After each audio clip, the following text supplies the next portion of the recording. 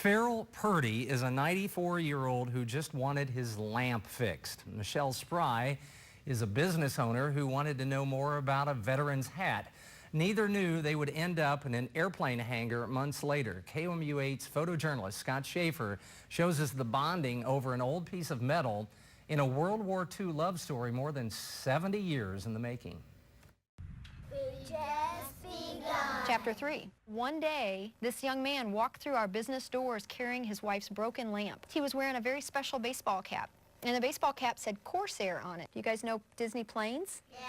This plane was used as inspiration to make Skipper. We were turning into land yesterday, actually, to make the flyby, and it just gets you choked up that you realize that you're here. It's something that you don't get to do very often. This is a F4U-1 Corsair, and it was delivered to the Navy on September 6, 1943. There's nothing about the Corsair that good pilot technique can't handle. Just flies really nice. It's a dream to fly. This thing was built to be a pure fighter. Go out there and go dogfight.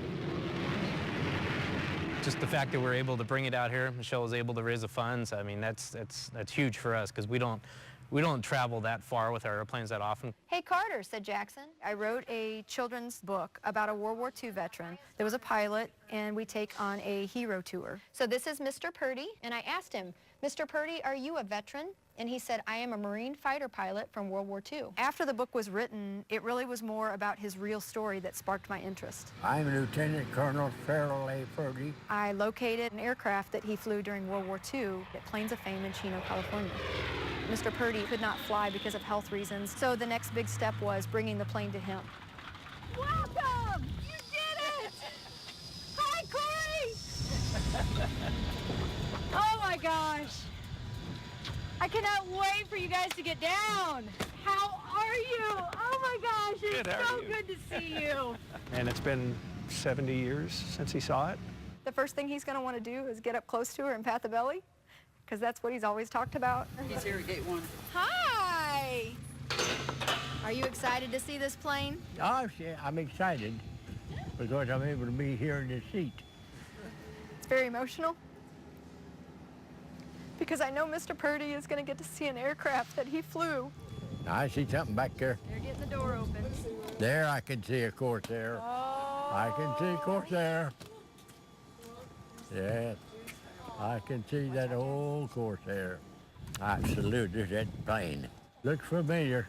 It's pretty neat, and you can kind of see that kid come out back into them, and they start remembering stuff and start remembering some of their friends and the times. And here we are with a piece of metal here that can do anything that they wanted to do. And that's the way we flew it. To see this aircraft come to Columbia to see him, it gives you goosebumps. And I'm certainly thankful that I was able to see it again. To be able to bring it to the veteran. Hot diggity, we got them flaps down about 45 degrees. That actually flew the airplane. Very special part of history. How's everybody? How's everybody? Good, how are you? Pretty fair, pretty fair. Let me pat the belly. Push me up there. Woo.